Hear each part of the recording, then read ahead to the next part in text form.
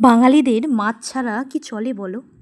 তবে প্রায়ই আমরা মাছের কালিয়া, মাছের ঝাল, মাছের ঝোল খেয়ে থাকি। তবে এইভাবে একদিন রান্নাটা করে দেখো।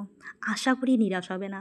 তার জন্য আমি এখানে কিছু বাটা মাছ একটু বড়, বড় সাইজেরই মাঝখান থেকে কেটে ভালো করে ধুয়ে নিয়েছিলাম। তারপর মাছগুলোর মধ্যে যেমন লবণ, হলুদ মাখাতে হয় মাখিয়ে কড়াইয়ের মধ্যে সর্ষের তেল দিয়ে একে, একে সমস্ত মাছ লাল, লাল করে ভেজে তুলে নিয়েছিলাম।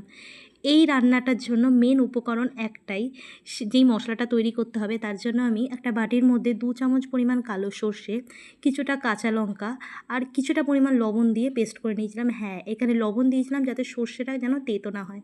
তারপর একটা ছাঁকনির সাহায্যে সেই মিশ্রণটাকে পুরো ছেঁকে নিয়েছিলাম, একটু অল্প পরিমাণে জল দিয়ে ছেঁকে নিয়েছিলাম। এবার আগেই কড়াইয়ের মধ্যে যেই তেলটা ছিল ওই তেলের মধ্যেই কালো জিরে ফোড়ন দিয়ে ওই মিশ্রণটা পুরোটা কড়াইয়ের মধ্যে ঢেলে দিয়ে কিছুটা পরিমাণ জল দিয়ে পরিমাণ মতো লবণ, হলুদ, একটু বেশি করেই কাঁচা লঙ্কা দিয়ে একটু ফুটিয়ে নিয়ে মাছগুলো সম্পূর্ণ কড়াইয়ের মধ্যে ঢেলে দিয়ে কিছুক্ষণ ঢাকা চাপা দিয়ে রান্না করে নিয়ে পরিমাণ মতো কিছুটা চিনি আর কিছুটা সর্ষের তেল উপর দিয়ে ছড়িয়ে দিলেই তৈরি আমাদের বাটা মাছের রেসিপি।